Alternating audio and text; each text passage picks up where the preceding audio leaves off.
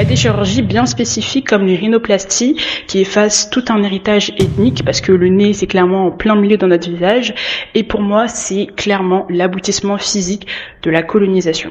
Autrement dit, les traits ethniques qui se retrouvent effacés, floutés par des traits qui ne sont pas les nôtres.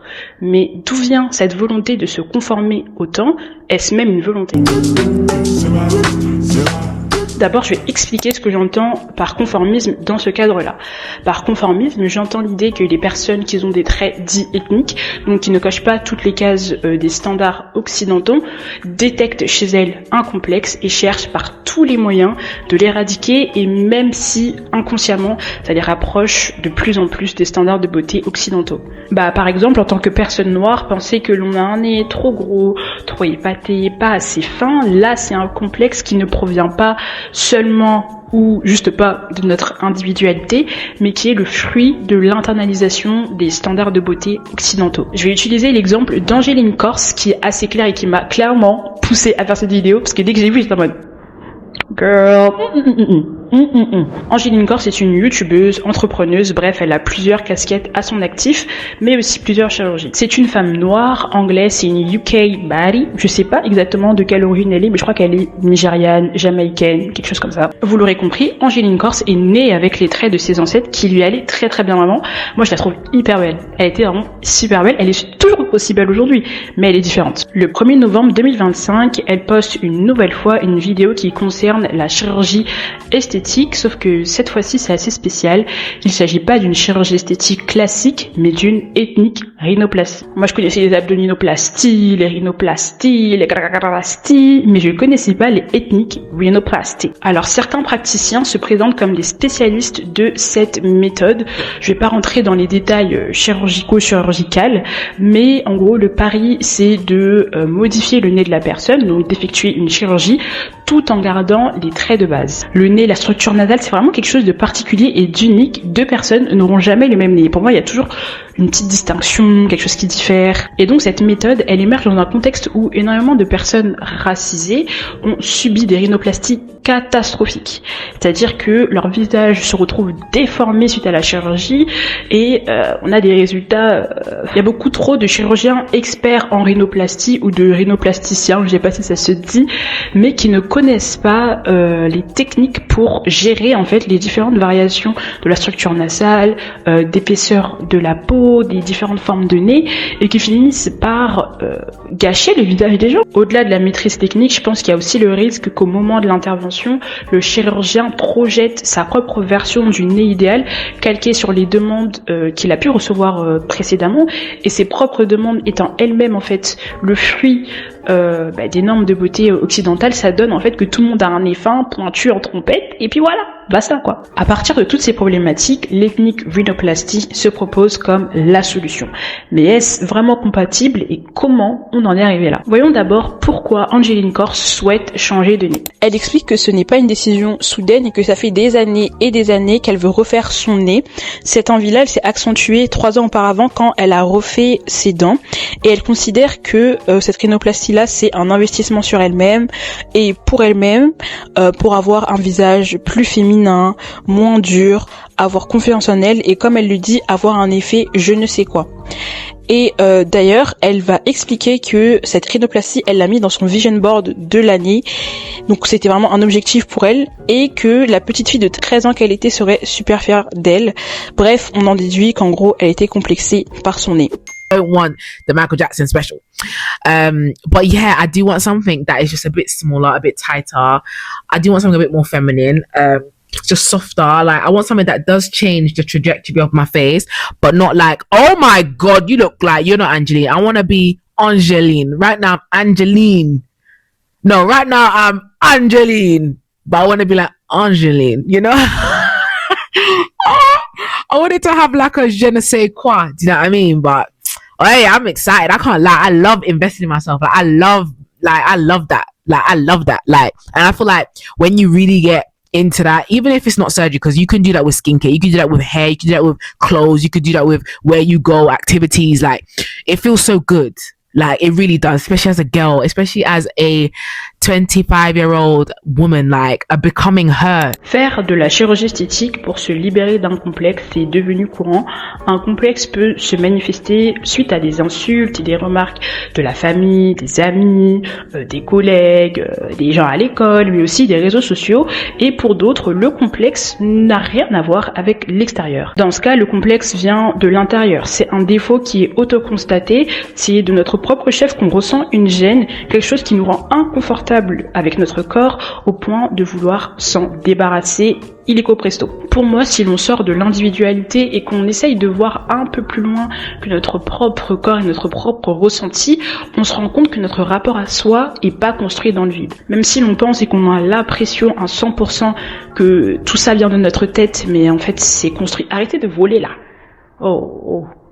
J'ai décidé de filmer dehors, mais là je suis envahie. Bref, tout ça s'est construit, donc finalement ce que l'on pense être un investissement sur soi, un pas de plus vers le becoming that girl, becoming her, ou je sais pas quoi, en fait c'est des milliers de pas, de pieds en arrière, même de jambes en arrière. D'ailleurs les mots qu'Angeline Corse utilise lorsqu'elle évoque sa rhinoplastie ne sont pas anodins. Elle parle d'investissement, d'un visage plus féminin, moins dur, elle dit même un effet je ne sais quoi. Pour moi ces mots, ce qui montre c'est que le rapport à soi est construit par l'histoire coloniale, mais aussi par le capitalisme qui amène au rejet de notre identité et de notre corps. J'ai sorti les gros mots. C'est ce que Nazmous Sadat explique dans son article The Invisible Change. L'anglais. The Invisible Change. How colonial beauty standards continue to shape our mirror's reflection. Il explique très bien qu'au-delà de la violence économique, politique, militaire de l'impérialisme et du colonialisme, c'est l'héritage culturel issu de l'impérialisme et du colonialisme qui a eu des conséquences durables dans les consciences. En gros, ce que les colons ont compris, c'est qu'en infiltrant les schémas de pensée, les perceptions et les cultures, ils ont un pouvoir et une domination qui dépassent le pouvoir politique, le pouvoir économique, les armées. C'est ce qu'ils ont réussi à obtenir avec les standards de beauté. Les standards de beauté, c'est un outil de domination qui est tellement puissant. D'un côté, ça alimente l'idée que le corps doit s'adapter à des distinctions culturelles, sinon il n'est pas présenté comme présentable, bref, on ne cala pas. Et de l'autre côté, ça vient d'évaluer nos propres cultures, nos traditions, nos traits de visage, et pas pour rien, pour se rapprocher de plus en plus avec l'Occident et créer une proximité. Donc oui, pour moi, une femme blanche qui a des complexes et une femme noire qui a des complexes, dans plein de cas, ça n'a rien à voir. Il y a des enjeux différents derrière, et on le voit très bien avec Angeline Corse quand elle parle de féminité, en fait que le fait de changer son nez, ça va lui apporter plus de féminité, d'avoir un visage moins dur. Pour moi, ça fait écho au concept de featureism. Le featureism désigne une hiérarchisation des traits physiques en fonction de leur proximité avec les standards occidentaux. Un peu comme le colorisme, le featureism est une forme de discrimination qui touche des caractéristiques physiques des personnes racisées, comme la forme du nez, des yeux, la texture des cheveux ou encore les lèvres. Les traits perçus comme plus proches des standards occidentaux, donc le nez plus fin, les cheveux plus lisses, les lèvres plus fines, etc., sont considérés comme étant les plus beaux, les plus présentables que les traits qui s'en éloignent. C'est là que l'on voit que certes, on a tous et toutes des complexes, mais il ne faut pas relativiser l'impact de la colonisation dans la perception que les personnes racisées ont d'eux-mêmes. Est-ce que l'on peut considérer la chirurgie esthétique comme un investissement ? Généralement, quand on entend des personnes qui font de la chirurgie esthétique chercher un petit peu à expliquer le pourquoi du comment, à se justifier, ils évoquent toujours cette idée d'investissement. C'est pour devenir la meilleure version de soi-même, etc., avoir plus confiance en soi, tout ça. Et on retrouve aussi cette idée chez Angeline Corse. Cette idée d'investissement, de devenir la meilleure version de soi-même, ça fait entrer la productivité dans l'intimité du quotidien, et c'est là que l'on retrouve le schéma capitaliste. Comment investir dans son physique, comment être productif, ça passe par des actions du quotidien avec le wellness, les miracle morning, les routines du matin, les cracracra, mais aussi par des actions de long terme, parce qu'on cherche à éradiquer tout complexe pour avoir encore plus confiance en nous, ou juste pour avoir confiance confiance en nous. Donc là, on peut aller jusqu'à la chirurgie esthétique. Et pour moi, ça montre que le complexe, c'est une caractéristique du capitalisme. Chaque insécurité, chaque défaut, chaque problème amène une solution. Cette solution crée un nouveau marché, mais pour que ce marché soit un marché de masse et qu'on puisse tous consommer en masse, il faut qu'on ait tous les mêmes problèmes, d'où les standards de beauté. Et on remarquera que souvent, malgré qu'il y ait des vagues de tendance, etc., on revient toujours au corps mince ou fit, au nez fin, un peu en trompette. Voilà, faut être un peu bronzé, pas trop pâle, tu vois, mais pas trop noir, pas bien, hein, pas trop noir. Je pense que je suis à 2-3 poignées de main d'une femme noire qui a déjà essayé les produits éclaircissants, ou d'une autre qui a déjà voulu carrément couper son nez, ou d'une autre qui a déjà écouté ces femmes dans les lives Insta qui proposent des produits pour avoir des candy lips, genre des lèvres hyper roses. Girl, your lips are not pink. Ou des produits éclaircissants ou des crèmes hyper pigmentation, etc. Et franchement, c'est triste parce que je pense qu'il y a beaucoup de filles noires qui sont dans le même cas que moi, genre qui sont à ces mêmes poignées de main là que moi. Vraiment, je suis là pour accabler personne parce que moi-même, là par exemple cet été, il commence à faire chaud et tout, les aisselles sont de sortie, je regarde mes aisselles, je suis en mode a bit too dark. J'ai acheté, vous savez le truc The Ordinary là, l'acide glycolique je crois, pour en fait avoir les aisselles plus foncées. Mais moins foncées. Qu'est-ce que ça veut dire ça? Je suis dans le même lot que celles qui cherchent les produits anti-hyperpigmentation, et c'est même pas de l'hyperpigmentation, c'est ta couleur, c'est ta peau. T'as la peau qui est foncée et t'as certaines zones qui sont plus foncées que d'autres. Et voilà, c'est juste ta mélanine. Mais pour dire qu'on n'est pas tous exemptés en fait de cette vision coloniale de la beauté et de notre propre beauté. C'est super difficile de se voir en dehors de là où on a grandi, de comment on a été socialisé, de ce qu'on nous a toujours dit, de ce qu'on a vu à la télé. Et on a l'impression que ça vient de nous des fois, genre que c'est juste ah ok, je dois retirer mes taches, c'est l'été. Donne-moi ces petites solutions, j'ai pas les lèvres assez roses, là j'ai le contour des lèvres un peu trop noir et tout. Normal que... Non.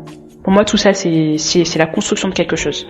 Bref, et en dehors du fait que très très très souvent, presque tous ces produits-là sont cancérigènes parce qu'on tente de nous tuer, appelez-moi la complotiste, parce que le capitalisme en fait ne se repose jamais, et tout ça a un prix. Les chirurgies esthétiques, ça coûte cher. C'est pas 1 euro tu vas chercher la baguette, hein. C'est pas tout le monde qui peut se permettre d'aller faire une chirurgie esthétique, malgré que y ait des prix qui soient assez faibles, hein, pour quand même une opération où tu risques la mort, mais ça reste un prix. Pouvoir sortir autant d'argent dans la chirurgie, la clinique, le après, hein, les massages, les crèmes, etc., c'est montrer aussi qu'on a l'argent de le faire et qu'avec cet argent, on choisit de s'élever, de conforter la hiérarchie sociale et économique et d'investir en soi. Cette rhétorique s'inscrit dans le néolibéralisme qui suggère que chaque individu peut devenir l'individu qu'il souhaite être avec un peu de travail et de volonté. Voilà. Et c'est encore plus prégnant dans les sociétés post-coloniales. Par exemple, de mon expérience, les Congolaises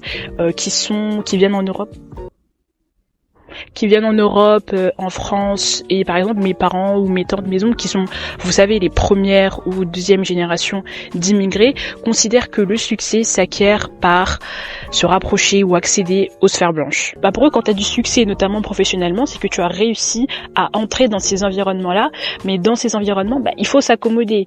Il faut s'accommoder jusque dans la beauté, où il faut accepter un petit peu d'emprunter les codes de ces standards coloniaux. Et malheureusement pour nous, parce que pour eux, je sais pas si ça déplaît à certains, c'est cette association qui amène à l'effacement de nos identités et de nos cultures, et aussi à la récupération de celles-ci par les mêmes personnes qui la dégradaient. La chirurgie colonise les visages, c'est ce qu'on s'est dit en ce début de vidéo, et si on continue de se voir derrière les yeux les décennies de colonisation, ça continuera. Bon, après cette phrase choc, après cette phrase bim bam toi, c'est la fin de cette vidéo. C'est la première vidéo de ce genre. Ça fait hyper longtemps que je veux faire ce genre de vidéo et c'est bon là. Ok, c'est bon, faut poster. Donc on poste. Donc j'ai posté. Je vais reposter dimanche. Je me suis pas présentée, mais c'est la première perception que vous avez de moi et vous avez aimé. Allez. Bye, à dimanche. En fait, il n'y a pas plus de commitment que moi là. Là, je suis en train de me faire bouffer de partout. Il y a les gens qui me passent et tout. Allez, c'est bon. J'arrête, je m'en vais.